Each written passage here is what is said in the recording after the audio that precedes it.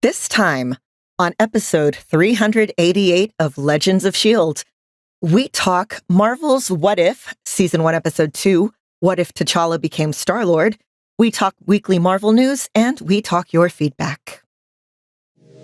I'm Stephen John Drew from Better Podcasting, a podcast about podcasting, part of the Gonna Geek Network. Just like the show you're checking out now. Shows on the network are individually owned, and opinions expressed may not reflect others. Find fantastic geeky shows at GonnaGeekNetwork.com. You have been granted clearance by Director Alfonso Mack Mackenzie. Stand by for a S.H.I.E.L.D. debriefing.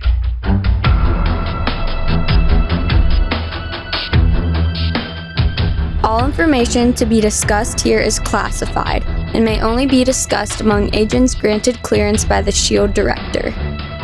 Now it's time for your scheduled debriefing. I'm Agent Lauren. I'm Consultant Chris.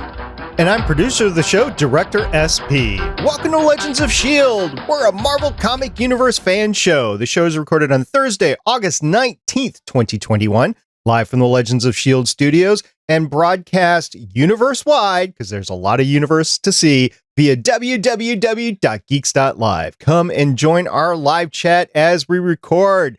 Hey gang, happy National Aviation Day. This seems like a holiday right up your alley. Oh, it is indeed. And the reason why it's August 19th every year is that is Orville Wright's birthday, August 19th. But what about his brother? Is he not good enough for a day? No. Okay. It's Orville. It's Orville. And, they're from Dayton, Ohio. They had their first flight in North Carolina. We'll always give North Carolina their due there, but they did all of their early work in Dayton, Ohio, or around Dayton, Ohio. So they have their house, his historical workshop in Dayton, Ohio, as well as the Hoffman Prairie Flight Field is just outside of Dayton, Ohio. It's actually at Wright-Patterson Air Force Base. So yeah, it's right up my alley. And as we are looking at going back to the moon and Mars, there has been a bunch of Wright Flyer pieces that have gone up on the spacecraft as well, just like they did back with Apollo. So it's really neat to have the first helicopter on Mars have a piece of the Wright Flyer.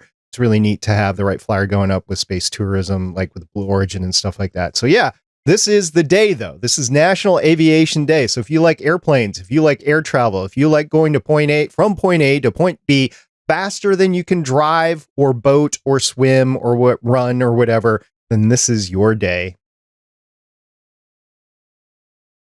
So kind of a sad fun fact about me and airplanes. For my 15th birthday, I was going to get to go up in a fighter jet. Oh yeah? And then September 11th happened, so I didn't get to do that. Oh. Yeah, they cut down on, they called them incentive rides. They cut down on incentive rides after 9/11. And also there were some accidents that occurred about the same time that they cut back from that reason as well. So anyway, sorry you didn't get your ride in a fighter jet. Yeah, I'm very sorry. And I feel like if somebody starts a story with one time on my birthday, it's either going to be really happy or really sad, and there's no in between. Did you have a nice birthday another year, though? I did have a good birthday. I had a good birthday that year, too. I just wasn't up in a fighter jet for it. Yeah, that would have been awesome. You probably would have puked, too, by the way, because they love making people puke. Okay. That is totally just fine. Let you know. Okay. All right, so let's get on with the rest of the show. Legends of S.H.I.E.L.D. is a fan-based podcast on the Marvel Cinematic and comic book universes. Because of being T'Challa's best friend. If you'd like to talk to us about being friends with a superhero, you can hit us on our website, legendsofshield.com. You can also leave us a voicemail at 844-THE-BUS-1. That's 844-843-2871. You want to talk about being best friends with Chadwick Boseman, which I know he had some out there. I am not one of them. I would have loved to have been one. It's our Facebook page. You can leave us a message there at Legends of S.H.I.E.L.D. Podcast. You can text us your favorite Chadwick Boseman gifs on Twitter at Legends of S.H.I.E.L.D. If you just want to talk to us about anything Marvel related, including Black Panther, you can catch us on our Twitter at Legends of S.H.I.E.L.D. I thought I said that. You both did. If you want to leave us a message about anything Black Panther related, you can catch us on our YouTube channel at youtube.com/GonnaGeek. You can also tell your Amazon device to enable Legends of S.H.I.E.L.D. skill. You can join our Discord server and talk to us all about everything Marvel related at GonnaGeek.com/Discord. And remember, Legends of S.H.I.E.L.D. is a proud member of the GonnaGeek.com network. A little known fact is that, yes, I can read, but sometimes I forget what line I'm actually reading. So, hey, I'm old. I feel you. I do audiobooks, and yeah, it's real easy to realize, oh no, I missed this entire sentence and have to go back and add that in. Talking about having to go back and add that in, unfortunately, we're not able to do that with the previous episodes of Legends of S.H.I.E.L.D., but it's nice to have you back, Lauren. It's nice to be back, and I apologize to everyone for my voice. I was at a wrestling show yesterday, and I get really involved when I watch live sports. So in an uncharacteristic episode, you might not be hearing a lot from Lauren to this week, but we'll try to compensate. And we still have Chris back from Play Comics. He is sliding into Michelle's seat, at least as she is on sabbatical. Chris, thank you very much for joining us. It's always nice to come by, talk about the craziness of the Marvel Universe. And with this one, the tear-jerking, probably last time we'll hear Chadwick Boseman. Maybe not so much. We'll talk about that in a little bit. But yes, you're absolutely right. I was watching this going, man, this is the last time. I was watching this on the bus back to my home from where I was visiting. And yeah, I was just there like trying not to ugly cry on the bus. Yeah, so we'll get into it in a second. But Chris, thank you very much for joining us. And if anybody wants to hear you on your podcast, it is Play Comics, and you can get that at playcomics.com. Is that correct? That's right. Playcomics.com has links to all the social media stuff. But really, go to playcomics.com. That's the easiest thing, because then you can just click a link. You don't have to worry about having to spell things weird on Twitter. That's right. And Play Comics is a member of the GonnaGeek.com network. So with that, we're going to get on with our discussion of What If.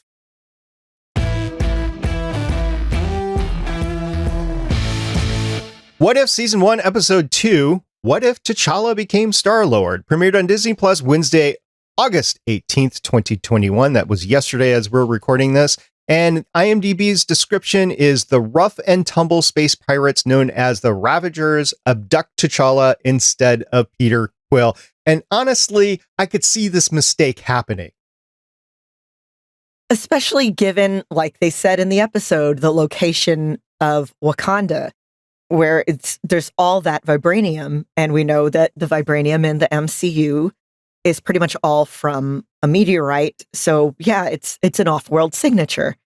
Yeah, so his signature was off the charts. They got him in, but I like to think his signature was off the charts because of his personality too. And then he might be powered by the universe, but that's a discussion for later. With or without special alien powers or whatever, we definitely see T'Challa's superpower this episode. Right.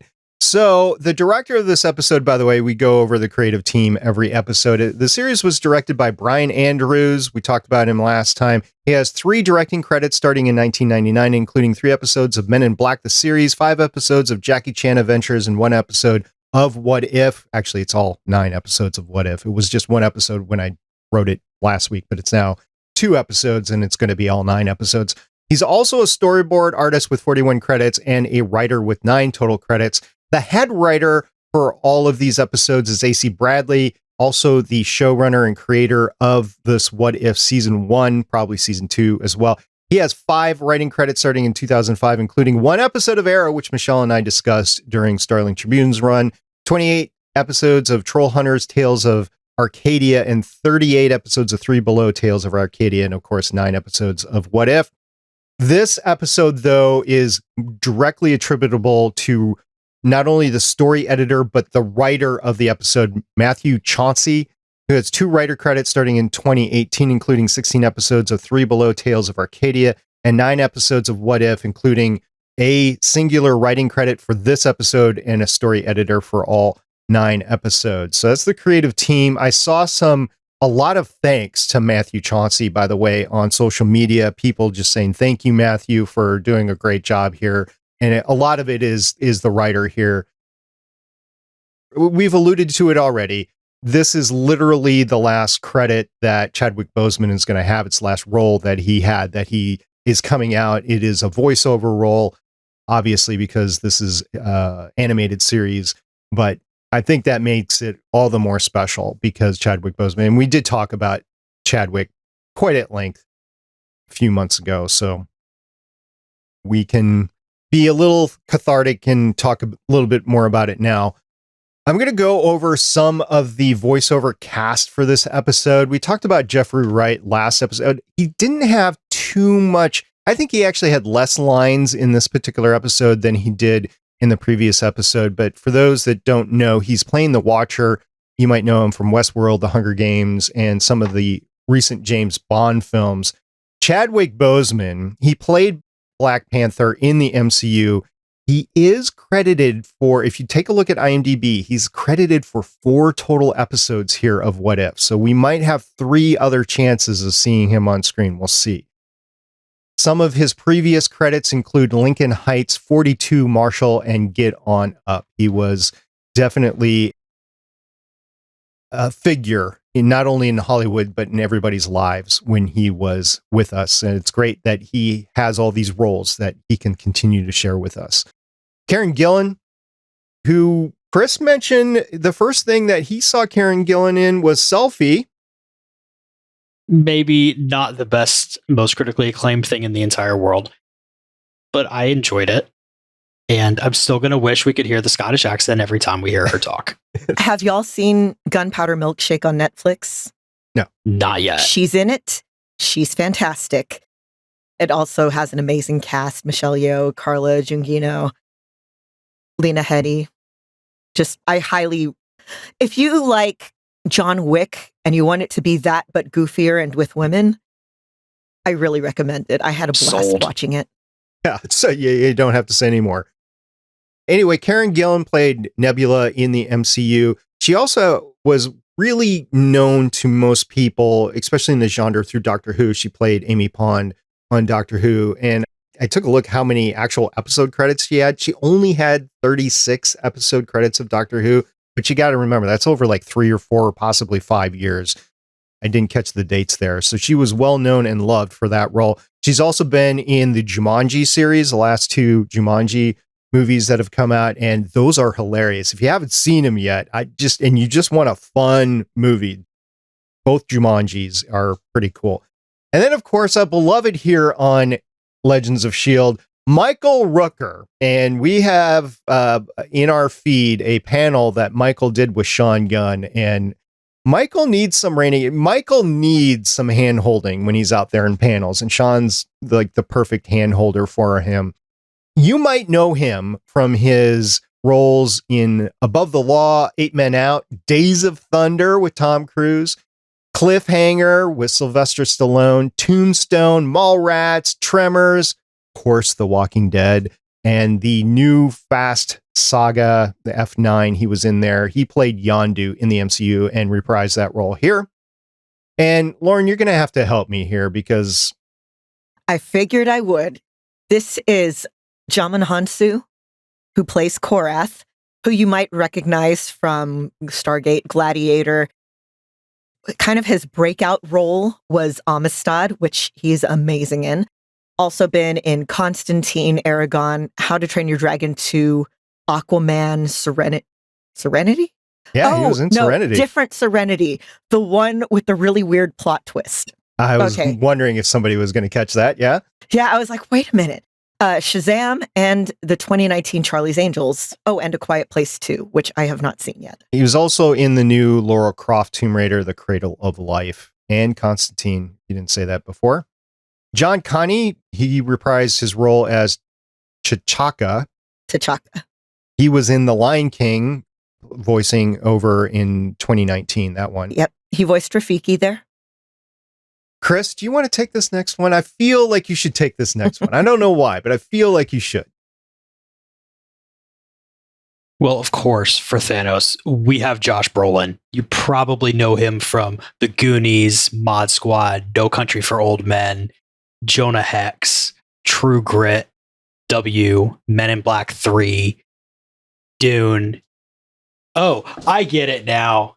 Yeah. Yep. Because I have a Dune tattoo. And he will be playing Gurney Halleck in just a couple of months. Well, I mean, he's already played him, but we'll see him. Right. He also played in Deadpool 2.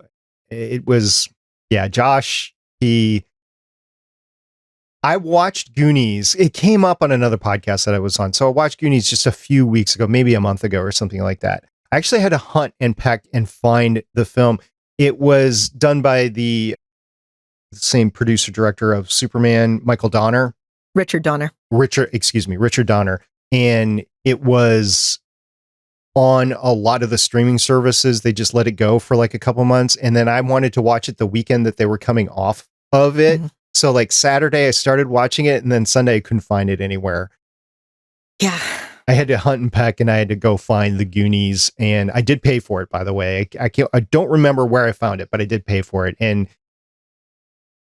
I don't regret paying for it because it's such an iconic movie, but I don't think I'll be going back and watching it too often just because the film style doesn't hold up. It was great for a kid adventure movie back when it was made, but just the film style doesn't hold up. Like if you want to compare and contrast the Goonies between Jumanji, there is a huge difference between the two. And yes, I know Jumanji was with adult actors, but you guys get my drift that it was a different type. Yeah. There's a lot you can say about the way that filmmaking, particularly blockbuster filmmaking, has changed in the past 40 years.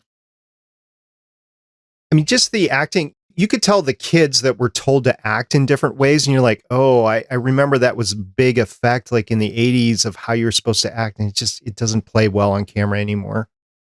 Yeah. That's another one of my favorite things we've been going back and watching Deep Space Nine. And I have been watching just kind of on and off Original Trek. And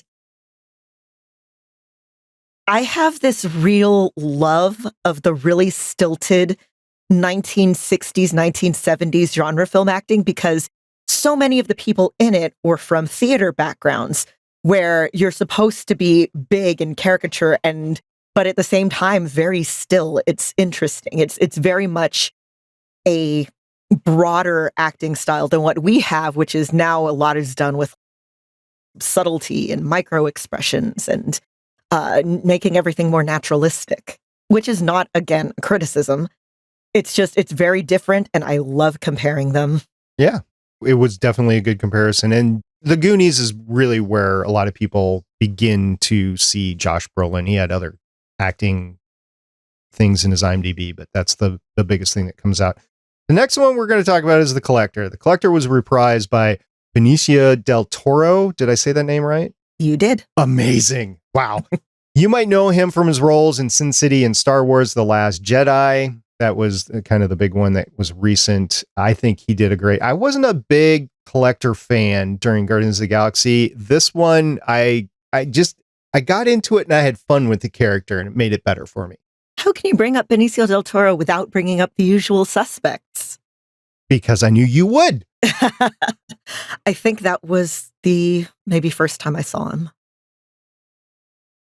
The next one is honestly a favorite of mine, and I didn't realize how big a favorite of mine it was until I started going through his IMDb. Kurt Russell, he just had a minor screenshot as Ego here, but let's go through just some of his IMDb, right? Used Cars. That's like the first thing on his IMDb credits that I could identify as Kurt Russell. He had other acting credits, including...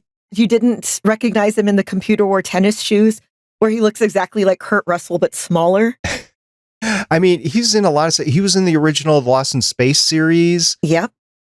You have him here as in The Fox and the Hound, in which he's the voice of young Copper. Yes, he was a voiceover. So he's done voiceover before. He was a Disney kid. is the whole thing that people forget. He was a child actor. He was a Disney child. Yep. And he was also in The Thing. The big one that I remember watching for the first time was Big Trouble in Little China. Love that. I mean, it's also a period film that we were talking about before with the Goonies, but it's just fun to watch. And it's Overboard, Tango and Cash, Backdraft, Tombstone. I didn't realize he voiced Elvis in Forrest Gump. Did you guys know that? Yes, because he does a lot of Elvis impersonations. In fact, you have a movie later on this list, 3,000 Miles to Graceland, where the whole thing is he's an Elvis impersonator. Stargate, movie Stargate. He played the Colonel. The original Jack O'Neill, the one with one L and no sense of humor. Executive Decision, Escape from LA, Soldier, which I believe was the first podcast that I did outside of the other first podcast that I did. So Soldier was one of my favorite movies as a kid. I think that really started off my whole, I love stories that explore this is somebody who's learning how to be a person. Vanilla Sky, Miracle, which I think before The Martian was probably my number one movie. Miracle was. And I had Herb Brooks as a summer hockey coach, by the way, when I was growing up in Minnesota. And Kurt Russell played a perfect Herb Brooks. It was great. Sky High, Poseidon, Deepwater Horizon. Poseidon, excuse me. Deepwater Horizon. And then he is now in the Fast and the Furious saga with Furious 7, The Fate and the Furious, and F9, The Fast saga. Chris, you haven't said a thing here. What's your favorite Kurt Russell movie? You ready for a big surprise? Yes. I don't think I've seen many. Wow. I'm so weird with what I've seen. I know I've seen Vanilla Sky. I'd probably have to go Miracle because that is just such a wonderful movie. And I love the way that they mixed in the actual real life footage with the movie part that they filmed for it. Yeah, especially Jimmy Carter. The iconic moment that really stood out to me was Jimmy Carter was giving the speech and was coming over the radio as they were driving around. So you don't really see Jimmy Carter, but you hear his speech. And it just took me right back to that time because I was alive back then and I was playing hockey back then. So you have not seen Big Trouble in Little China? I have only 34. There's a lot of things that I have to see. You have extra time on me to watch these things. I will recommend make the time for this one. It is fun.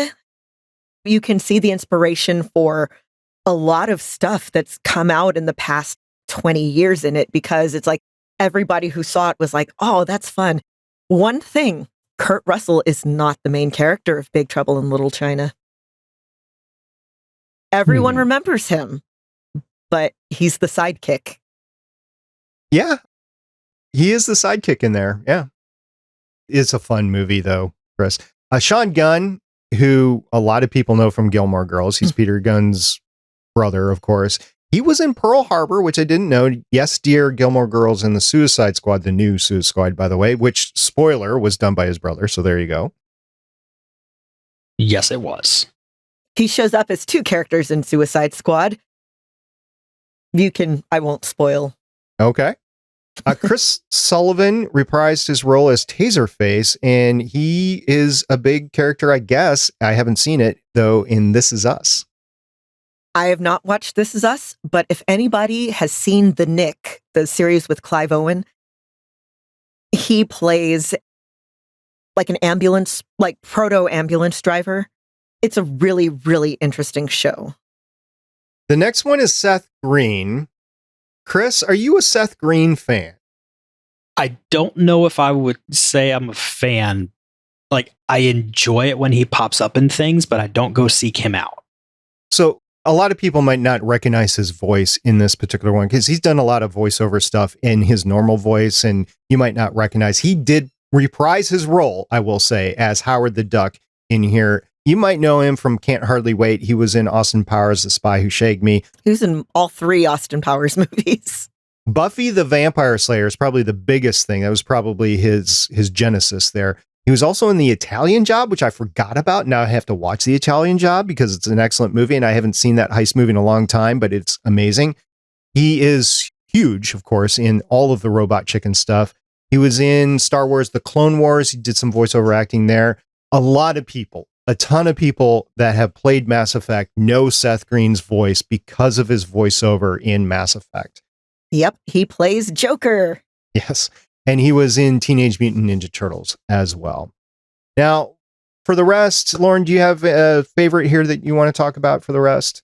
Oh, okay. Well, the short of it is that everyone but Chris Pratt and Dave Bautista reprised their roles. Like everyone. I was looking at IMDb while I was watching. I was like, oh my God, they actually did get this person. But my favorite would have to be Fred Tatasciore. Who is Fred Tatasciore, you may ask? Well, in this, he plays Corvus Glaive and Drax. He has 826 acting credits, mostly video games, because he's got that, really good gruff voice, and he's really, really good at creature noises. He's been in Star Tours, Star Wars The Clone Wars, The Cleveland Show, Kung Fu Panda, the 2012 Thundercats, which was a fantastic show, Tron Uprising, Frozen, Gravity Falls, Force Awakens, Star Wars Force Awakens, Star Wars Rebels, Archer, Tangled, just the list goes on and on and on. What popped into my head of his roles while I was listening to this is Soldier 76 from Overwatch, because both Corvus Glaive and his interpretation of Drax are both very Soldier 76. There is several actors here that are tagged with additional voices. And if you take a look at all of their IMDb credits, there is some that have some amazing IMDb listings, the filmographies. Deborah Wilson is one. She was in Scary Movie 4, Over the Hedge, Avatar, and The Rise of Skywalker. She used to be on Mad TV. Now she mostly does voice work, and she is amazing. If you've ever played a Blizzard game, she gets a lot of work there. And cartoons, just you name it. She's fantastic. There was just a wealth of voiceover talent specifically for this episode. We're going to continue to go down this path as we talk about future episodes. But because of the tremendous voiceover talent, that's why we're going over all of these as much as we are in these episodes. Let's get to the episode highlights right now. And something that we talked about last time, and I want to clarify, is the Marvel pre-roll for this What Ifs. So it's kind of your standard Marvel pre-roll that was before Endgame, and then it fades into kind of a comic book texture at the end. What we talked about last time is the last Loki pre-roll was different. It was different from everything. Not only did you get the fade to green, Chris, remember we talked about this, the fade to green in that episode, but at the end of during the pre-roll, you had a bunch of iconic statements, voiceovers, which that is different from just about every single Marvel pre-roll out there. So we've gone from that back to a more standard Marvel pre-roll with What If. And it's playing with my head. All the differences are in there because WandaVision was different. I think we got a pretty much standard one with the Falcon and the Winter Soldier. But then Loki, we had something different, and it left the Marvel Cinematic Universe, because this is all Marvel Cinematic Universe at this point on Disney Plus. It left it in a state where it was just weird, which was perfect for What If to pick up. And then What If just goes back to the standard one. So I'm a little bit, I don't know, maybe I'm putting too much stock into it, but it's throwing me for a loop when I'm watching that pre-roll after watching the pre-roll to Loki episode 6. Well, I feel like that one in particular was done the way it is because it's every line that was spoken in that pre-roll was something. It's kind of a little breadcrumbs on the timeline of the sacred timeline. This is the reality that we know. This is the one we've experienced. And that is reminding us of all of that. And that allows the show to be like, okay, that is all still there, but more is out there now. Whereas I like when they change up pre-rolls and production logos and things like that. DreamWorks is notorious for doing it with the little kid sitting on the moon, and they'll change it and everything. But there's not really, because as far as we know, none of these stories are getting followed up on. There's not really a reason. We did hear that they are going to follow up on episode 1. Episode 1 is going to transition to the next season as another episode. But you're right. Although the way this ended, it sounded like they were going to tie this one in, but I don't know if it was a direct correlation. And that gets back to the fact that Chadwick Boseman is credited for 4 episodes as well. So I don't know how tied in they all are, but it's all what if. Now, Lauren, I know you read the comics. Chris, you've read comics as well. How tied in are the what if comics, Chris? Not usually a lot at all. Like, you might have something that kind of follows up every once in a while, but for the most part, you get your story, you're done. Yeah, occasionally you'll pop up into like a different reality where it's like, hey, you remember this episode or this issue of What If? This is now, Marvel Universe insert number here.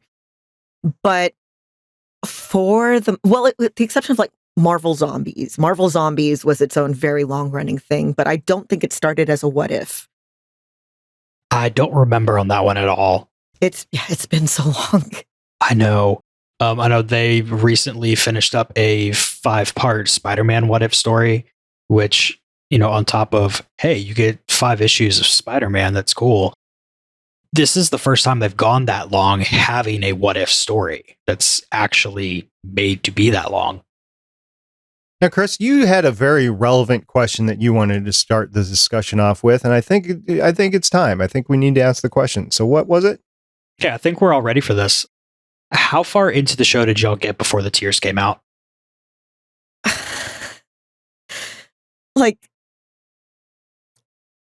pretty much the second that the mask, you see the Star-Lord mask drop and it's him and he starts talking and it's like, oh God, this is why I haven't been able to rewatch Black Panther yet. It's very raw. Now, I wouldn't say I teared up, but I did get misty when at Morag, then Barath came in and then they were starting that whole thing. I was like, oh my gosh. Because that just meant that Chadwick Boseman was special no matter what he did and who he was and that sort of thing. And I was like, oh man, you're hitting me really big in the fields with this. So it was like that for the rest. But the bonus was Star-Lord / Chadwick Boseman played such a tremendous character throughout the whole thing that you couldn't help but be in awe with him and just have fun. Like he made the universe a better place. Every single person. I mean, he converted Thanos. I mean, I died with that. I have so many thoughts. First of all, I love that they're doing what if. So I've been very open about the fact that I read and write fanfic. And this is my favorite type of fanfic to explore. If one thing changes, what happens? If all these characters interact in this different context, what happens? So this is extremely up my alley. And then just seeing all these people, and it's like, okay, they don't tell you what happened. They don't show you, they sort of inform you what happened to make this character different because of their interaction with T'Challa. But it's enough because this character, because we associate that with the person that Chadwick was. It's very informed by that. When did you mess up, sir? For me, it was definitely right there at the beginning. My wife is insisting that, oh yeah, you could tell it wasn't Peter Quill Star-Lord. The jacket is too different. And I'm like, no, it's a cartoon. I expect jackets to be different. Yes, it looks like a Black Panther-y Wakandan jacket. But once the voice comes out, yeah, that was it. Yeah, and to know it's actually him. It was actually Chadwick Boseman. That was something as well. Just another point. I was stuck on the Thanos before, and your tattoo and everything there, Chris.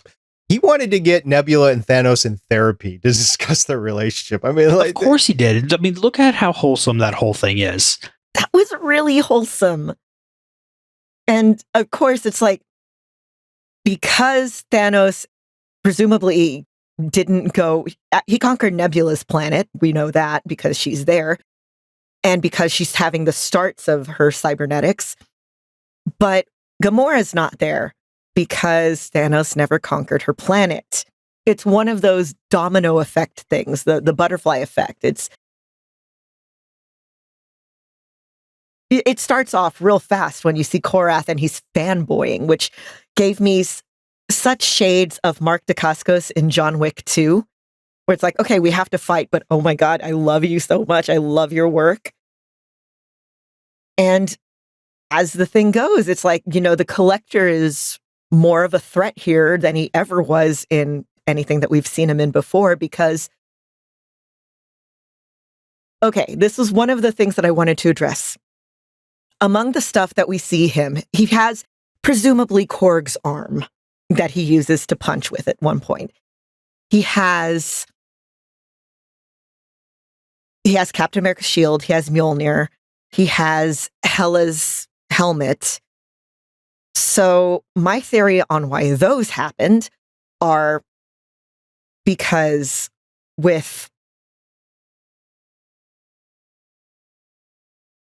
okay, I actually lost my thread with that. I had a theory. Ask me on Twitter and I will remember. Okay. So, Chris, just to give Lauren some time here, the opening line, let's go back to the opening lines because we talked about the pre-roll and everything. The Watcher is setting the scene for both episode 1 and episode 2. It sounded similar to me. Yeah, I mean, that was one thing I was kind of looking forward to, was what kind of different things would the Watcher say at the beginning. I figured the visual stuff would be largely the same just because of production time and costs and everything. But, maybe at least alternate takes or something of the lines. I didn't realize the Watcher talking was essentially going to be the what if opening credits. I thought they were just going to skip over that after watching the first episode. So I'm a little bit disappointed in that. At the end of the episode, though, he did have different lines. He came in and said, Oh, yeah. that's a different story. So the Watcher is going to have some lines as we go. I think the narration is going to happen maybe more often in some of the other episodes. So in this case, it was just the beginning and the end. By the way, when you were at Morag and probably on Earth when T'Challa was abducted, did you guys catch the name of the ship that was getting them? It wasn't what we know from Peter Quill. The name of the ship was Mandela. Oh, I love that. I love that so much, especially because Nelson Mandela in 1988, when we know that this T'Challa left Earth, Nelson Mandela was he still in prison then? Ooh, good question. I don't know for sure, but right around then, right? So it's not the Alyssa Milano. It is Mandela. He was still in prison then. And I won't blame you guys for missing the name, by the way, because it was inverted, because you're looking away at the ship, so you're reading it upside down. I was also watching on my phone, very tiny screen. Yeah. So I'm not going to blame anybody for it. I actually paused it and I typed out the letters individually so that I could get the name correctly. So you cheated. Well, I didn't cheat. It's not cheating. It's creative problem solving. I was writing show notes. I mean, that too. Interestingly enough, some things never change. Yondu still lied to Star-Lord. Mm-hmm. Mm-hmm. I mean, he said, I can't take you back because Wakanda's been destroyed. Obviously, Wakanda wasn't destroyed. And here's the thing, though. T'Challa he's not mad at him. He's like, okay, well, I wanted to see the universe and you showed me the universe. He's mad at first, but it's that whole you lied to me thing. But then, of course, because we know that the Yondu of the MCU loved Peter Quill like a son, but was really not great at showing it. Here, he loves T'Challa like a son, and because T'Challa is that person who's going to change everyone he meets for the better. Like, case in point, he even, when he talks to Killmonger at the end of the movie, it's not with animosity. It's with understanding.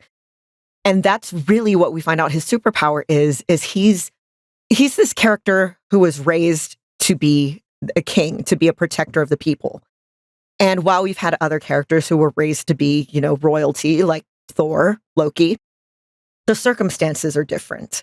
With Wakanda, because, it's this very isolationist community, because there's that pressure to care for your people, and because of, presumably whatever parenting and raising, mores and values and stuff get instilled to him from not being in a European type culture, that caused a different circumstance in how he relates to royalty and responsibility.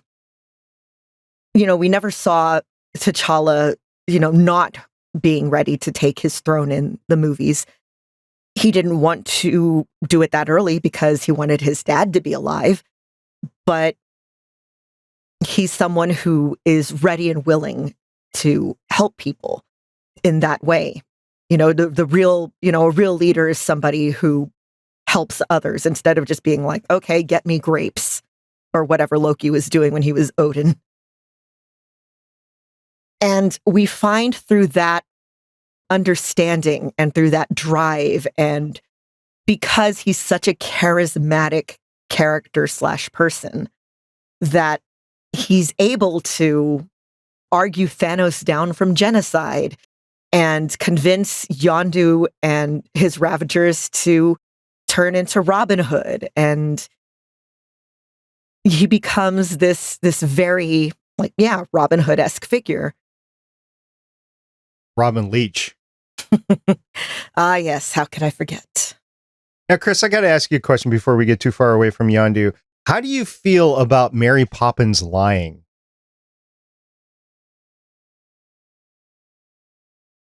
That's an interesting one. It's just, I don't know. I don't even know if he's Mary Poppins in this What If universe, but I have to just think that, he's Mary Poppins, y'all. There's an alternate universe where Yondu became a nanny for small British children. The Pacifier with Michael Rooker. That, I would watch that. I would watch so much of that. I do have another thought, though, that literally just came to me. I know we were thinking earlier that the ship was kind of detecting all the vibranium, but what if the ship was instead just detecting the wholesomeness of T'Challa? Well, that's what I was mentioning before. It's his own little superpower thing. Yeah. That's my own canon, by the way. I think that the ship was just he's the just... The ship detected heart. Yeah. Yeah, there you go. He's got heart. So I'm with you. I think we're both with you there. And the ship detecting him that way, it allowed them to pick up T'Challa versus Peter Quinn. And, all Earth humans look the same. 2 sea holes, 2 ear holes, 1 mouth hole. Sean Gunn. Love him. Yes, Kraglin as a character has really, really grown on me, especially with, rewatches of Guardians of the Galaxy Volume 2. And Sean Gunn just seems like a really fun dude in general. Yeah, and it's good to see him in this. This had the feeling of the funness that we had last episode, but it's also the funness of Guardians of the Galaxy. And you had all the fun in it, like Drax, right? Chris, it was great seeing Drax, and not just Drax, but like a full Drax that didn't have the horror behind him. You had Drax with his family. That was probably my favorite part there. I love that so much. Come get a picture with me. No, this picture is horrible. It's all your fault. Let's do it again. Yeah, I look fantastic. You look terrible. Yeah, we have that. We have a Nebula who's, she's still got some issues, but this is a Nebula who isn't like at least 50% cybernetic, who hasn't been systematically tortured by her own father, doesn't have the sister issues, doesn't like her dad, but they come to an understanding. This is a Nebula who has who's altruistic because she didn't have that beaten out of her. This is a Nebula who has single-handedly renamed Black Panther into Cha-Cha. I loved the implication that they're together. I will always ship Mantis and Nebula, but I really liked the whole Cha-Cha and Nebula being very much in the style of a femme fatale from a heist movie, especially with the hair.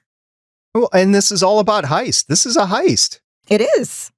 And it is totally not a reprisal of Guardians of the Galaxy. It's a heist, right? So I've seen a lot of people with this opinion, and much as I love Haley Atwell as Captain Carter, I kind of share this. The last episode suffered because it was pretty much beat for beat Captain America First Avenger. But it's all of that in a half hour, so it's very fast paced, but at the same time, you're like, well, I kind of wish we had more time with this. With this, it's a completely new story. It's just the one plot thread of the heist. And then, of course, at the end, going back home. And it's so far removed from what we know that it's a lot easier to not compare it. That was the first thing that really popped into my head with this one. We got out of watching Captain Carter over at my house, and okay, let me be real. We got out of watching it like the third time because I kept rewinding it to take notes. And that's when it finally hit me that I saw this. We saw this. This is everything that happened. It's just let's swap a few characters around and see what happens. And me and Kaylee both just really love the fact that, yeah, this is obviously in that Guardians of the Galaxy vein with all the humor and the fun and everything. But it's a completely new story. So we're not sitting there, oh, I know what's going to happen now. You know, we get to go in there and wonder what's going on with their plan, if they're going to pull their plan off even. And that fast pace with this one, it feels more natural because, hey, it's a quippy heist movie instead of we're going to cram a 2-hour movie into a half hour. And you have all the characters coming in to rescue the other characters. I think that was pretty neat. I really loved that. I did enjoy the fact that Cha-Cha got his dog Cosmo on the way. I mean, the guy's got a dog now. I was so happy. Yeah, he's now rescued and everything. I love that. So that's what my final thought is on the whole thing. Loved it. Cosmo just did it. I mean, that was guy and the dog. I have a puppy now. It's really my daughter's dog, but I have the puppy here. Yeah, I just recently got a dog too, and it's like I missed having a dog. I missed having a dog so much. So Chris, final thoughts. Final thoughts are mostly that I hope that more of the episodes are like this and just being so far away from what we know, like Lauren said, because I don't want to see just swap a few characters around. I want to see Marvel completely go off the rails with things. I will say that I don't have a favorite between the two. I think they were both pretty cool. And I think that last episode just cemented Steve and Peggy's relationship. I think maybe that was needed, especially after Endgame and all the thoughts going on after that. So I'll go with that one, especially since we're going to get more of that next season. But this one was fun too. Oh, I mean, I love the other one too. But I feel like they can only probably get away with one, maybe 2 episodes where it's like that and so similar to what we already know. I don't know how much more you could, because basically with the last one, Iron Man doesn't really happen, right? Because, well, I mean, you could have a different what if, but I mean, we've seen it already. So let's move on to the next thing sort of thing. Anyway, Lauren, last thoughts? 2. First of all, in regards to that, I feel like that was a deliberate choice on which episode to start with, was the one that was the most similar, because it's going to kind of ease people into, okay, so it's different. And now let's make it really different. The other thing, okay, maybe it's because I've been doing voice stuff for like the past month nonstop. So it's very heavy on my mind. The voice acting in this one, I think, was better than the last one. The last one, much as I love Sebastian Stan, the man cannot voice act. And with regards to Neil McDonough, who played Dum Dum Dugan, he completely dropped the character accent. I was like, is this a different actor? I look it up. Nope, still him. He's just not doing the accent. And with this, a lot more of the cast have done work in voiceover, and it shows. It's always a problem when you bring in Hollywood actors to do voice acting, is the two skills don't necessarily translate. I can do voice acting. I can't control my face. I can't do in-person acting. But then it's occasionally you have somebody who's really good at both. Like, Robin Williams was fantastic with both. We had, Seth Green. Honestly, I recognize him more as a voice actor these days. Freddie Prinze Jr. made the jump to being a voice actor and does a really good job at it. And I'm hoping that we'll see more, first of all, voice actors, because I love voice actors being given the shot, but also more of the actors that they bring in, please let them be better at voice acting, because Bucky last episode just drove me insane. Yeah, you couldn't get the Sebastian Stan face smolder. You couldn't. Yeah, that's why it was off there. And for the record, I watched Wing Commander over the weekend, so I got me some Freddie Prinze Jr. Okay, now go from that to playing Dragon Age Inquisition. Oh, okay. Well, he plays the Iron Bull. It is fantastic. There you go. Chris, last chance? Anything? Yeah, I'm good. We hit everything. I really loved it. So next week, we're going to be talking about What If Episode 3. I have no idea what Episode 3 is. You two have an inkling what Episode 3 is going to contain? When I checked IMDb, there was a picture of Loki. So I don't know. That's going to be interesting, since basically his entire season was like a what if. All right. Well, we'll see. Is Sylvie going to be in there? That'd be kind of fun. I guess we'll see in a week. Yeah, we'll find out in a week. It'll be fun watching it. And we'll just go from there. In the meantime, we do have some news to cover and then some feedback.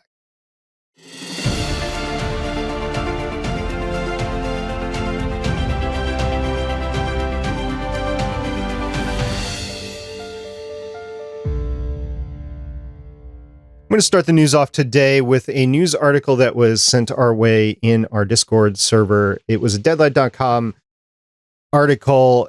Disney boss values flexibility with day and date release model. Shang-Chi's 45-day window, an interesting experiment. The reason I wanted to bring this up, of course, is the 45-day experiment that they're going to do, as well as go back to Free Guy, because that was a big discussion that was going on in our Discord server as well. This is all intertwined. Free Guy came out last weekend, and it was a theater release only. In my opinion, it didn't do all that great. Pandemic, it did great. It did $28 million domestically, I believe. I can't remember what the worldwide number was, but there was a reason why they did not throw this on Disney Plus to get that $29.99. And I did not know this until I read this article. Maybe you guys did. I didn't.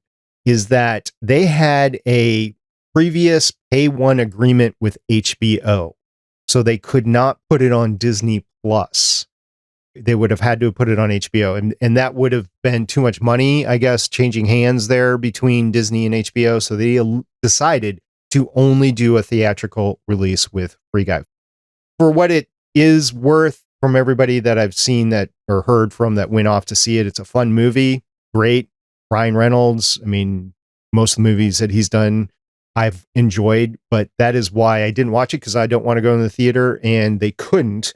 So let's extrapolate that into the Shang-Chi and the 45-day experiment. I needed to cover this story because we are not going to cover Shang-Chi right when it comes out. We're going to wait the 45 days because not all of the Legends of S.H.I.E.L.D. hosts are comfortable going into the theater. I'll just leave it at that. So we're going to wait until it comes out. We will cover the movie, but it's not going to be on the release date. It's going to be a month and a half later. And because of this experiment, and I don't know if they're going to backtrack or not, because the COVID landscape is changing so much. There's much more information coming out. There's much more cases coming out. So it really just kind of depends. Like if you're vaccinated and you wear a mask, maybe you're okay to go in the theater. I don't know. I don't want to get political here. I don't want to get medical here, but it's going to impact when we cover this next movie. That's really why I wanted to say that. So any thoughts, Lauren, here? I think, okay, I am in favor of the kind of simultaneous release that had been going on lately. Yeah, you won't have the big, box office draw, but first of all, I really, really value accessibility. If you watch it at home, you can pause it and move around. You can, people who are housebound have more of an opportunity to watch it. People like me who have audio issues, I have great hearing. There's a little hiccup sometimes between what I hear and what was said. So I watch everything with captions because otherwise I miss things. And it's really hard to, like, most theaters only have a handful of handheld captioning devices, and that's even assuming they work. So something like this where I could watch at home, I really value. It'll be interesting to see how this one does compared to Black Widow, which also had the theatrical, but also the Disney release on Disney same day. And my biggest thought is that Hollywood needs to change how they do contracts and residuals. Hollywood has always been very bad about contracts and residuals. Just ask any person who does writing, ask anyone who does stuff that's considered online content in tandem with a studio. Ask voice actors, and you find out exactly how outdated the residuals model is currently. So it needs to be renegotiated, it needs to be reworked. I know everyone's like, oh, Scarlett Johansson is so mad because she's not making this many millions of dollars. It's like, Disney needs to honor their contracts. Right now, Disney is also screwing over Star Wars authors and artists, I think, from the Legends era out of, again, residuals. So it's something that I think is worth looking into, and it's definitely something worth changing. And I know, like, for me, $30 to watch it at my house is way too much anyway. I'm kind of lucky in that we have a relatively cheap theater by my house that I go to. So us going to a movie is something, it's under $20 for me and my wife. And part of that is because we go to the matinee show because, I don't know, it's less full or something. That's Kaylee's call. I'm not really sure what her reasoning is. But $30 for just the two of us to watch a movie at our house just seems like a lot. Maybe if we had a few kids or something, then that might be worth it. I see use cases for both. I saw some messaging just over this weekend of people that were going out to the movie for the first time in a long time. They paid for a family of like 6, so 4 kids, 2 adults. They paid like $60 in tickets and then another like $50 or $60 for popcorn and Cokes and whatever. They're like, how do people do this? How do people go to the movies with large families and have to shell out hundreds of dollars in order to do that? So with that, watching it at home makes it a little bit more affordable just for one showing. Now, imagine you watch it multiple times, like I do, for instance. So the $30 makes it better for me. Plus, I get to get up because I'm old, and sitting for 3 or 4 hours gets to me and whatever.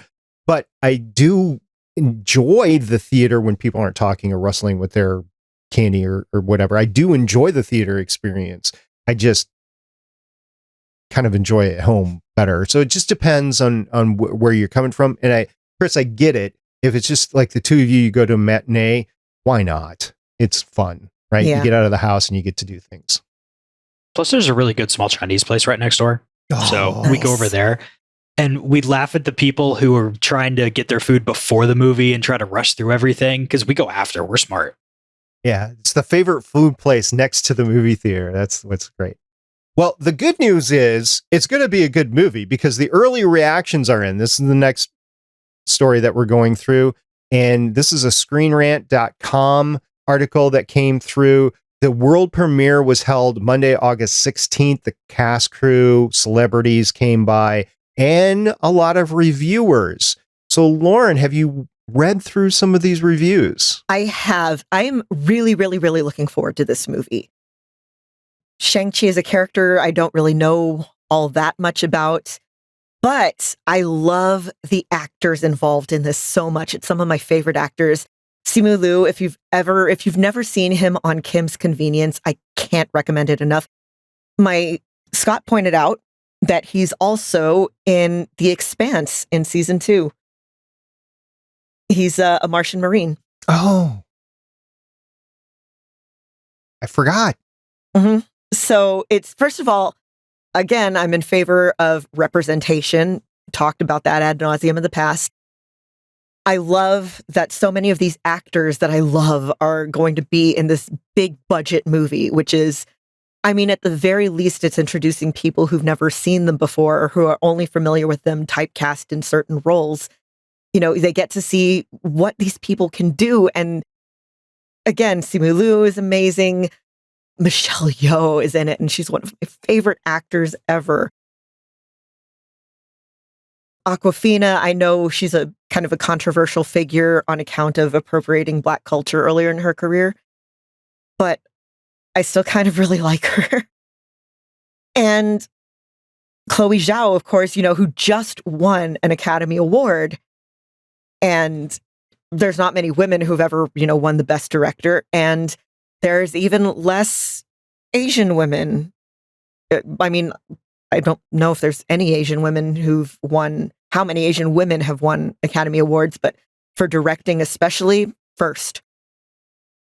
So I'm glad that it's doing good. It's kind of a Black Panther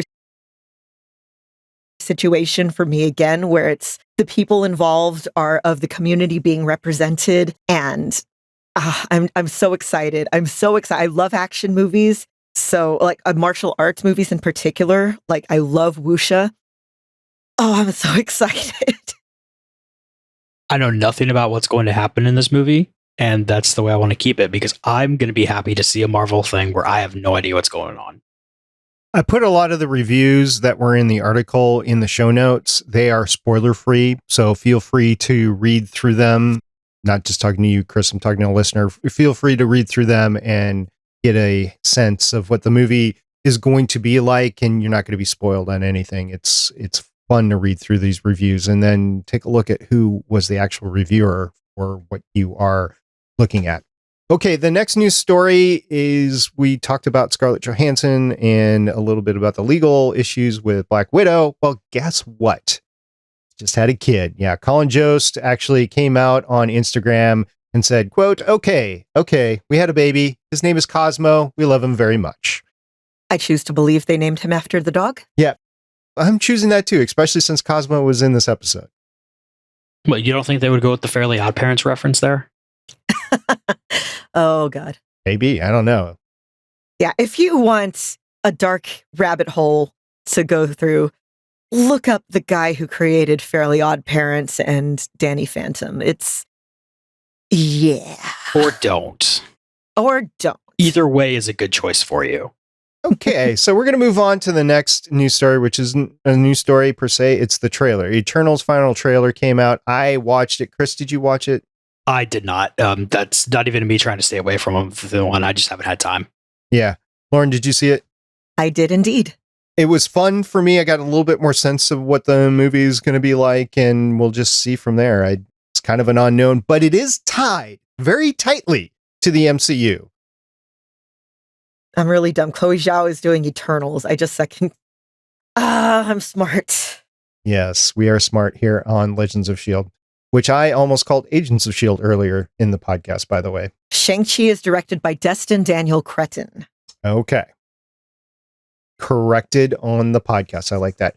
The last news story, which is actually a Twitter post that we'll cover, is from the Marvel Updates Twitter account. And I'm going to read this, and then we're going to kind of try to keep comments brief, Lauren. But, quote, stunt coordinator Brett Chan talks about working on Iron Fist. Quote, everyone's fighting, and the main actor didn't want to train. It's like, guys, give me something to work with here. That's why all the best sequences were with Jessica Henwick, because she trained 4 hours a day, exclamation point on quote. First of all, I'm not surprised. Second of all, Lauren. Yeah, I saw that. I'm like, well, this figures. This is why you can't only choose people for how much you think they look like a character. You have to choose them for a variety of reasons. And yeah, this wasn't it. This was not it. I know there's some rumors that they're bringing back some of the Defenders to the MCU proper, which I'm in favor of.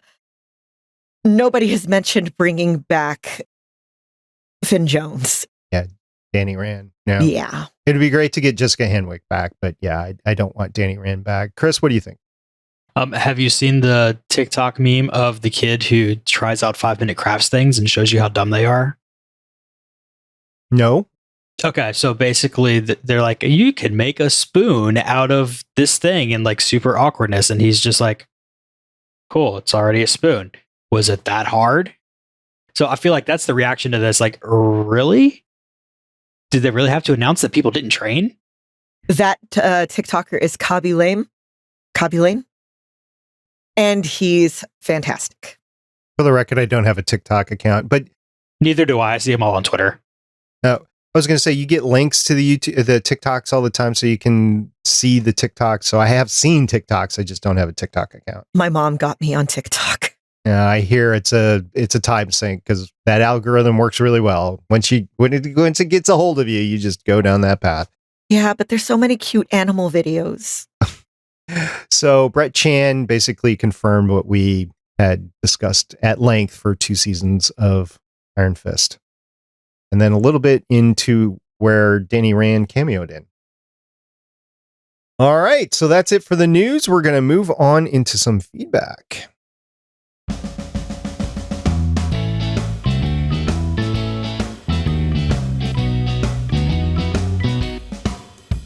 Richard at Kodiak GWC said, great episode. Not in relation to Legends of S.H.I.E.L.D., in relation to this What If episode of T'Challa.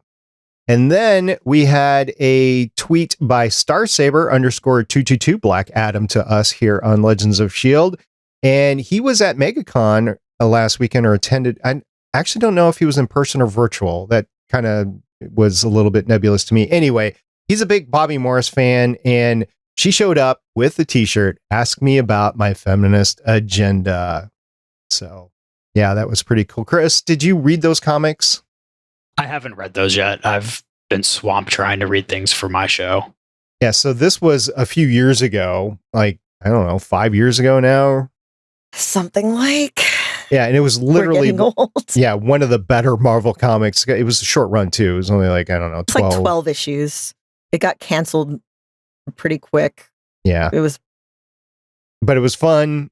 It had, socialist issues in it, whatever, but it was fun. And yeah, that was the big thing. It was on the cover of one of the episodes, was her in the t-shirt, ask me about my feminist agenda. And then she shows up at MegaCon wearing the t-shirt. So that's pretty cool. I was just going to say, I like knowing that she's still attached to that character because I thought she was really good as Bobby Morse.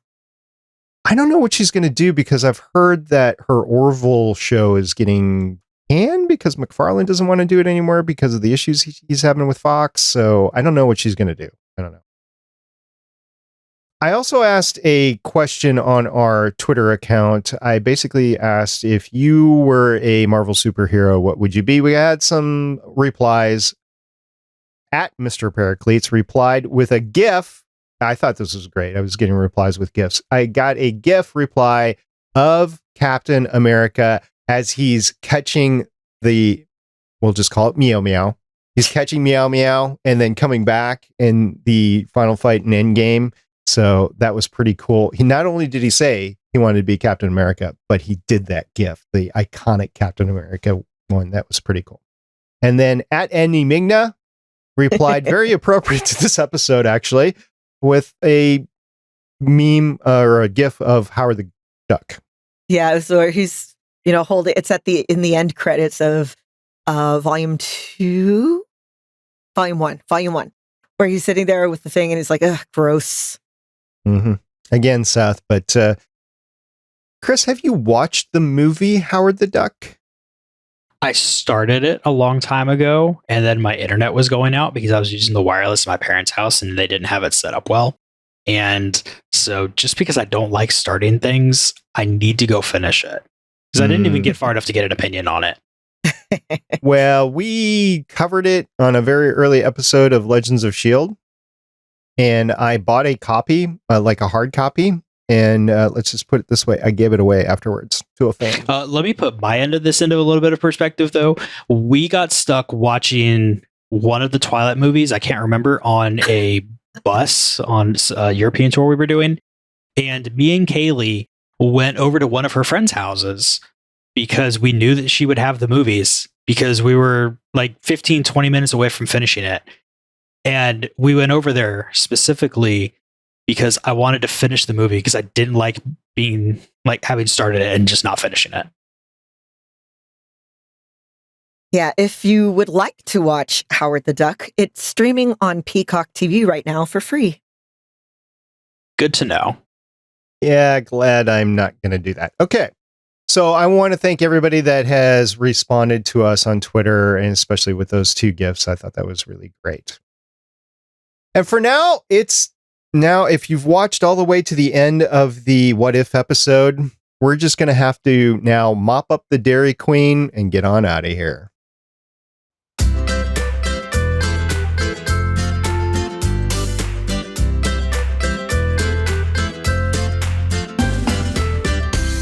This might seem a little bit old, but I'm going to, because we're going to do it for the next 8 episodes at least, I'm going to say a big thank you to Chris for coming on, filling Michelle's seat for the meantime. Thank you very much, Chris. It was awesome having you on, and your viewpoints, which are vastly different from mine. So I really enjoy it. It's always fun to be on a show with somebody who doesn't think the exact same way as you. And I'm glad to keep the chair warm for Michelle while she's out. And just to be clear, it's not the actual same chair. It's just metaphorical. You don't know that. Chair. Yeah. I don't. So thank you very much. And once again, where can people find you?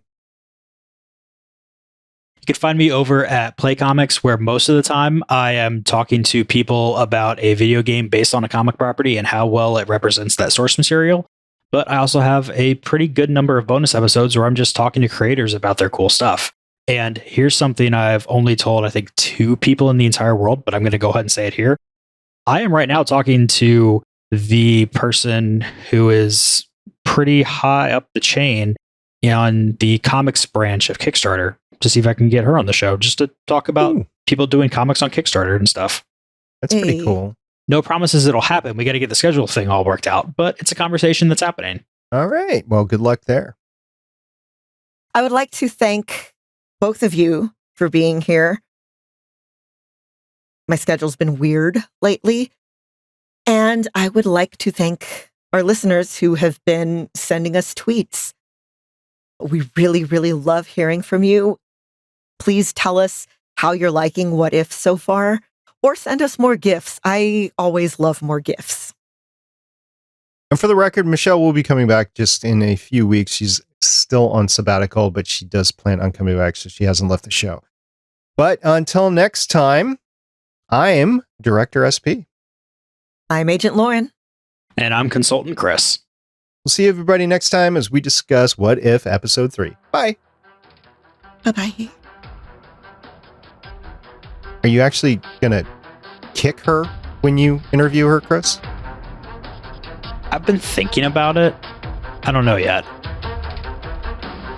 If they didn't want you to start kicking, they wouldn't call it Kickstarter.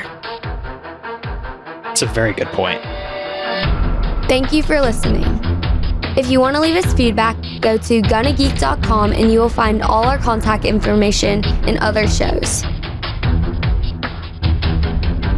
You can also visit legendsofshield.com where you'll find our complete archive of podcasts.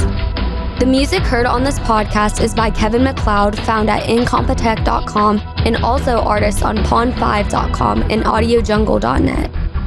The opinions heard on this podcast are those of the individual hosts and do not represent Stargate Pioneer Productions, Legends of S.H.I.E.L.D., or Gonna Geek. Agents of S.H.I.E.L.D. is the property of the Disney Corporation, Marvel Studios, and ABC. No infringement is intended.